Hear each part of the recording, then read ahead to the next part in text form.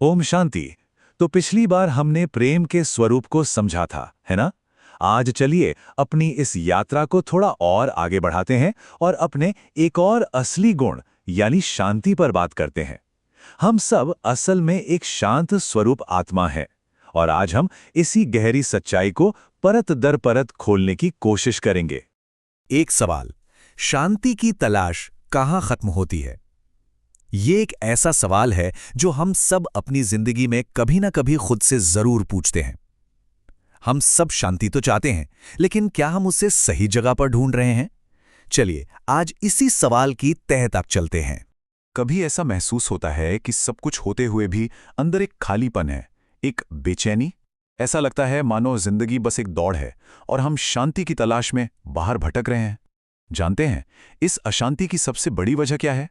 वो ये है कि हम अपनी असली पहचान ही भूल गए हैं। ये बात कितनी गहरी है, सोचकर देखिए। शांति कोई ऐसी चीज नहीं है जिसे हमें पाना है, वो तो पहले से ही हमारे पास है, बिल्कुल उस हार की तरह जो गले में ही पड़ा है, लेकिन हम उसे पागलों की तरह हर जगह ढूंढ रहे हैं। तो समस्या ये नहीं है कि शांति खो गई है, समस्या ये है कि हम बस उसे भूल गए हैं। तो फिर ये जो अंदर बेचैनी है, उथल पुथल है, इसकी जड़ क्या है? अशांति का जो मूल कारण है वो है अपनी गलत पहचान। हमने गलती से खुद को वो मान लिया है जो हम हैं ही नहीं, और सारी की सारी गड़बड़ यहीं से शुरू होती है। हम खुद को ये शरीर समझने लगते हैं, ये देह। लेकिन शरीर की सच्चाई क्या है? ये विनाशी है, हमेशा बदलता रहता है और सुख दुख, हलचल और अशांति का अनुभव करता है। दूसरी तरफ है हमारी असली पहचान, यानी आत्मा, जो अविनाशी है, शाश्वत है और जिसका मूल स्वभाव ही शांति है। तो जब हम इस शरीर को ही अपनी पहचान मान लेते हैं तो अशांति महसूस करना तो स्वाभाविक ही है ना? वाह, ये उदाहरण इसे कितनी खूबसूरती से समझाता है। सोचिए, क्या चीनी को कभी मीठा बनने के लिए मेहनत करनी पड़ती है? नहीं, क्योंकि मिठास तो उसका स्वभाव है। ठीक इसी तरह शांति आत्मा का कोई बाहरी गुण नहीं है, ये उसका अपना असली स्वभाव है, उसका स्वधर्म है। तो सवाल ये है कि हम अपनी इस भूली हुई शांति को फिर से कैसे महसूस करें। इसके लिए 3 बहुत ही शक्तिशाली स्तंभ बताए गए हैं, या यूं कहें कि याद रखने के लिए 3 पॉइंट्स जो हमें अपने शांत स्वरूप में टिकने में मदद करते हैं। चलिए एक एक करके इन्हें समझते हैं। ये हैं वो 3 आसान लेकिन बहुत गहरे विचार। पहला, मेरा स्वभाव ही शांति है। दूसरा, मेरे पिता शांति के सागर हैं। और तीसरा, मेरा घर शांति धाम है। बस इन 3 बातों को पक्का याद रखने से ही हमारी जिंदगी में शांति का अनुभव बढ़ना शुरू हो जाता है। पहला स्तंभ है खुद को बार बार याद दिलाना। जब हम मन में दोहराते हैं कि मैं शांत स्वरूप हूं, तो हम धीरे धीरे शरीर की चेतना से ऊपर उठकर अपनी आत्मिक स्थिति में टिकने लगते हैं। ये सिर्फ एक सोच नहीं है, ये अपनी असली पहचान को फिर से अपनाने का एक बहुत पावरफुल तरीका है। दूसरा स्तंभ है परमात्मा से अपने रिश्ते को याद करना। देखिए, ये तो सीधी सी बात है। जैसे एक राजा के बच्चे में शाही गुण अपने आप आ जाते हैं, वैसे ही शांति के सागर की संतान होने के नाते शांति का गुण हमें विरासत में मिला है। ये याद हमें अंदर से बहुत मजबूत और शांत बनाती है। और तीसरा स्तंभ है अपने असली घर को याद करना। सोचिए, दिन भर की थकान के बाद घर की याद कितना सुकून देती है ना? ठीक वैसे ही आत्मा के असली घर शांति धाम को याद करने से मन को एक गहरा आराम मिलता है। वो एक ऐसी दुनिया है जो आवाज और हलचल से परे है, जहां सिर्फ और सिर्फ परम शांति है। इन बातों को जानना तो बस एक शुरुआत है, असली चीज तो इन्हें महसूस करना है।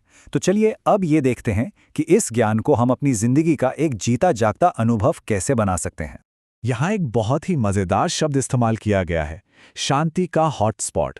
मतलब एक ऐसी जगह जहां जाते ही मन की सारी उथल पुथल अपने आप शांत हो जाए।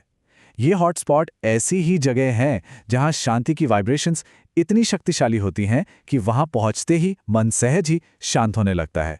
ठीक वैसे ही जैसे वाईफाई हॉटस्पॉट की रेंज में आते ही नेट से कनेक्शन जुड़ जाता है। माउंट आबू में ऐसी 4 विशेष जगहें हैं जिन्हें ब्रह्मा कुमारीज में 4 धाम भी कहा जाता है। ये हैं शांति स्तंभ, हिस्ट्री हॉल, बाबा का कमरा और बाबा की कुटिया। कहते हैं कि इन जगहों पर जाकर कोई भी बहुत गहरी शांति को महसूस कर सकता है। वैसे आपकी जिंदगी में ऐसा पीस हॉटस्पॉट कहाँ है? कोई ऐसी जगह जहां जाकर आपको सुकून मिलता हो? और जानते हैं, सिर्फ किसी जगह पर जाना ही जरूरी नहीं है, उस जगह के अनुभव की याद भी बहुत शक्तिशाली होती है। जैसे एक अनुभव है शंकराचार्य मंदिर की गुफा का, जहां जाकर एक बहुत गहरे सुकून का एहसास हुआ। आज भी उस अनुभव को याद करने भर से मन में वैसी ही शांति छा जाती है। इसका सीधा सा सिद्धांत है, जैसी स्मृति वैसी स्थिति। और अब हम आते हैं सबसे जरूरी पड़ाव पर। यह सफर सिर्फ शांति महसूस करने तक का नहीं है, बल्कि खुद शांति का एक स्रोत बन जाने का है। एक ऐसा सोर्स जहां से शांति की किरणें निकलकर दूसरों तक भी पहुंचें। ये जो बदलाव है, ये एक साइकिल की तरह काम करता है। जब हम बार बार शांति के विचार अपने मन में लाते हैं, तो वो हमारे फैसलों पर असर डालते हैं। फिर ये फैसले हमारे कामों में, हमारे एक्शन में दिखते हैं, और जो काम हम बार बार करते हैं, वो हमारी आदत, हमारे संस्कार बन जाते हैं। इस तरह हम अपनी पुरानी आदतों को बदलकर एक नई और शांत जिंदगी की शुरुआत कर सकते हैं। अब शायद मन में ये सवाल आए कि अगर शांति हमारा स्वभाव है ही, तो फिर इतनी प्रैक्टिस की क्या जरूरत है? इसका जवाब इस हीरे के उदाहरण में छिपा है। देखिए, आत्मा एक अनमोल हीरे की तरह है, लेकिन गलत आदतों और देह अभिमान की परतों ने उसकी चमक को ढक दिया है। अभ्यास यानी प्रैक्टिस करना उसी हीरे को तराशने और पॉलिश करने जैसा है, ताकि उसकी असली चमक फिर से दुनिया के सामने आ सके।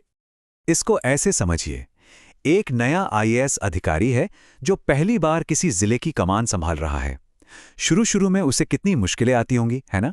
लेकिन धीरे धीरे अनुभव से वो इतना कुशल हो जाता है कि एक दिन ऐसा आता है कि सिर्फ उसकी मौजूदगी ही सब कुछ संभालने के लिए काफी होती है। ठीक इसी तरह अभ्यास से हमारी शांति की शक्ति इतनी बढ़ जाती है कि हमारे आसपास का माहौल भी हमारी मौजूदगी भर से शांत होने लगता है। और यही असली मंजिल है, शांति ढूंढने वाले से शांति देने वाला बनना। शांति की तलाश करने के बजाय खुद एक चलता फिरता पीस हॉटस्पॉट बन जाना, ताकि जो भी हमारे संपर्क में आए वो उन शांत वाइब्रेशंस को महसूस कर सके। तो चलिए आज की चर्चा इसी एक सवाल पे खत्म करते हैं। अगर शांति वाकई हमारा असली नेचुरल स्वभाव है, तो फिर ऐसी कौन सी बात है जो हमें इससे हर पल महसूस करने से रोक रही है? चलिए आज से ही अपने अंदर के उस शांत स्वरूप को जगाने का सफर शुरू करते हैं। ओम शांति।